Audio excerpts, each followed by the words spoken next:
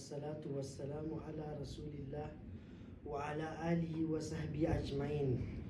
All thanks and praises belong to Allah subhanahu wa ta'ala, Lord of the heavens and the earth. Complete blessings and salutations upon our beloved Messenger Muhammad sallallahu alaihi wasallam, his entire household, his companions, and those who follow in their footsteps till the end of time. أعوذ بالله السميع العليم من الشيطان الرجيم من حمزه ونفخه ونفثه. I seek the refuge of Allah, the all-hearing, the all-knowing, from Satan the rejected, from his incitement, from his blowing and his spittle. رب اشرح لي صدري ويسر لي أمري واحلل عقدة من لساني يفقهوا قولي. أما بعد, I greet you with the greetings of Islam. Assalamu alaikum wa rahmatullahi wa barakatuh. May the peace, mercy and blessings of Allah be upon all of you. Welcome to another segment of this series. Today we will be looking at the zikr or askar after the obligatory prayers, and also the dhikr or askar before sleeping. Our first hadith was narrated by Abu Huraira Abdurrahman ibn Sakhr ad-Dawsi, who alone narrated 5,374 ahadith. Radiallahu anhu, may Allah be pleased with him. This hadith is collected by Imam Muslim, hadith number 939. The Prophet ﷺ said, anyone after each prayer, that is after the obligatory prayers, glorifies Allah, meaning says Subhanallah 33 times, and then praises Allah, meaning says Alhamdulillah 33 times, and then magnifies Allah, meaning says Allahu Akbar 33 times, and then making it 100 by saying La ilaha illallah wahdahu la sharika lah lahul mulk wa lahul hamd wa huwa ala kulli shayin qadir. That there is no one or deity worthy of worship except Allah. He alone, He has no partners, and then the dominion and all praise belong to Him, and He has power over all things. Allah subhanahu wa ta'ala will forgive his sins even if they are as much as the form of a sea. Subhanallah, this is a bonanza, and we should try and ensure that after the obligatory prayers of Subhi, that is Fajr, Zuhur, Asri, Maghrib and Isha, we imbibe this sunnah of sending these, glorifying Allah, magnifying Allah and sending praises to Him 33 times, and completing the 100 saying La ilaha illallah wahdahu la sharika lah lahul mulk wa lahul hamd wa huwa ala kulli shayin qadir. May Allah subhanahu wa ta'ala forgive us our sins. Allahumma amin. Amin ya hayyu ya qayyum. Amin ya zul jalali wal ikram. Then our next hadith was narrated by Abdullah bin Amr bin As radiallahu anhuma. May Allah be pleased with them both, who he and his father, because Amr bin As, because both of them were Sahaba. This hadith was collected in Sunan al-Tirmidhi, hadith number 3,332. The Prophet ﷺ said there are two qualities which he says no Muslim will acquire or have them except that he will have a place in paradise. And he said they are very easy.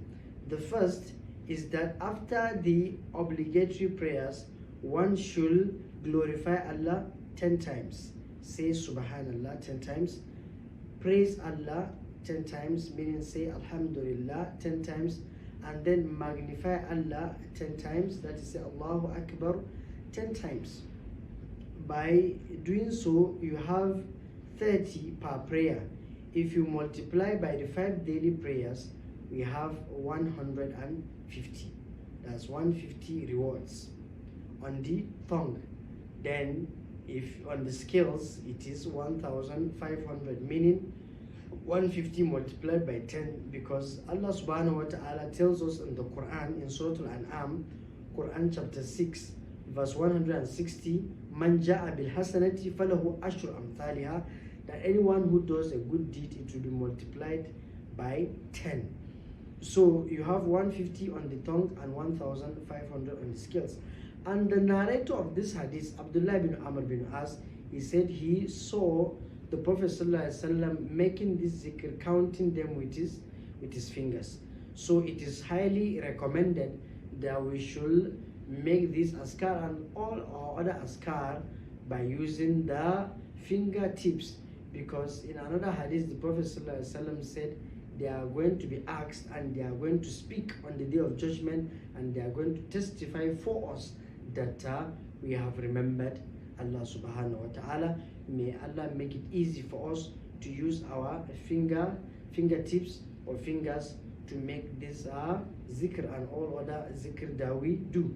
Then what is the second quality? The second quality is that the Prophet ﷺ said when one comes to sleep, he should glorify Allah, praise Allah, and magnify Allah 100 times. Meaning, he should say Subhanallah 33 times, Alhamdulillah 33 times, and then Allahu Akbar 34 times, making them 100. The Prophet ﷺ said this is 100 on the tongue and 1,000 on the scales on the day of judgment. If you add it to the 30 that you do after every fard prayer, you have 2,500 of hasanat on the scale. And then the Prophet ﷺ went further to say that who does 2,500 sayyat in a day, meaning if you're able to do this, even if you sin up to 2,000, you have 2,500 of sayyat, bad deeds, it's going to counter it and then wipe them out. Then the Sahaba said, this is easy. Then Prophet ﷺ said that this shaitan normally comes to people in their prayer and whispers to them this or that, so that whenever they conclude the prayer by saying taslim, they are in a hurry without making this dhikr. The shaitan does waswasa for them, whispers to them all these ideas. And then also, when you retire to bed, you think it is easy, the shaitan again comes to you and then makes you sleepy until you forget without making the zikr. So we should try and add it to the askar that we normally do when we retire to bed at night, by reciting Ayatul Kursi, by reciting the Qul Huwallahu Ahad, the Qul A'udhu Birabbil Falaq, and the Qul A'udhu Birabbin Nas. That is the three Qul, Suratul Ikhlas, Falaq and Nas, 3 times by blowing them on your palms and then rubbing them all over your body, reciting the last 2 verses of Surah Al-Baqarah, Amar Rasul, and other askar at night. Inshallah, it will be as a kind of shield or a metal armor from the jinn and the shayateen all through the night. So we should imbibe this sunnah. Also, the last hadith we are going to cap it up with is similar to this one that we just narrated now, but this hadith was narrated by Ali bin Abi Talib radiallahu anh. May Allah be pleased with him. This hadith is collected in Sahih Bukhari, hadith number 4943. One time, Fatima binti Muhammad had a little bit of discussion with her husband Ali bin Abi Talib because of the household chores that had become so much on her that her palms has become a little bit rough because of household chores. So he said that was after the Battle of Badr, and then Ali bin Abi Talib advised her that why don't she go and meet up with her father, that's the Messenger of Allah sallallahu alaihi wasallam, to see if he can help them with a maid or a slave girl that can help them with the household chores. So she went to the Prophet sallallahu alaihi wasallam's house after Fajr, that was before Shuruk, but the Prophet ﷺ was in the mosque because he normally leaves the mosque after sunrise. She met Aisha radiallahu anha, and the Prophet ﷺ was not around, and then she left. Upon the return of the Prophet ﷺ, Aisha informed him that his daughter Fatima binti Muhammad came to visit him, and then later on the Prophet ﷺ visited them at night, and then when he knocked at the door, who is it? It's me. And then they were trying to tidy up the room that they were in, and the Prophet ﷺ said he knows their condition, there's no problem, they should open the door. He entered upon them and then sat in their middle, and he asked that, oh my daughter, how are you? Asked Ali, and then he said, I heard you came looking after me, and she said, yes, Ya Rasulallah, I came because the household chores are enormous on me and my hand has become rough because of that. And then the Prophet ﷺ asked her and said, how did she know he has a slave girl or maid? And then she tried to cover up for Ali. She didn't mention his name. And then the Prophet ﷺ said, let me teach you something that is better than a maid. And then he said, before you go to sleep, he taught her and Ali bin Abi Talib that they should say Subhanallah 33 times, Alhamdulillah 33 times, and then Allahu Akbar 34 times. And then he said it's better than a maid. And then inshallah, he said Allah is going to provide you sustenance. Well, Subhanallah, Ali bin Abi Talib said, since the Prophet ﷺ taught them this zikr, he said that he never left this zikr, even when during the fitna, before the battle of Siffin or Al-Jamal, he said that he recited these askar before going to retiring for sleep. So subhanallah, and he said that he never lacked anything right from then, meaning Allah opened the door of his grace, Allah opened the door of his bounty. So if you want to have good sustenance, ensure that you recite this zikr every night before you go to sleep, and inshallah Allah subhanahu wa ta'ala will open your doors, will open the doors of goodness to you. May Allah subhanahu wa ta'ala open his doors of goodness. رَبَّنَا آتِنَا فِي الدُّنْيا حَسَنَةً وَفِي الْآخِرَةِ حَسَنَةً وَقِنَا عَذَابَ النَّارِ. May Allah subhanahu wa ta'ala grant us goodness in this world, goodness in the hereafter, and may Allah subhanahu wa ta'ala protect us from the hellfire.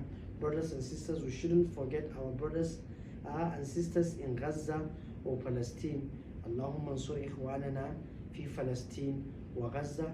May Allah subhanahu wa ta'ala bring relief for them and all other Muslims wherever they are, everyone in state of distress. May Allah subhanahu wa ta'ala grant relief. I think with this we are going to pause here till next time. Remain blessed.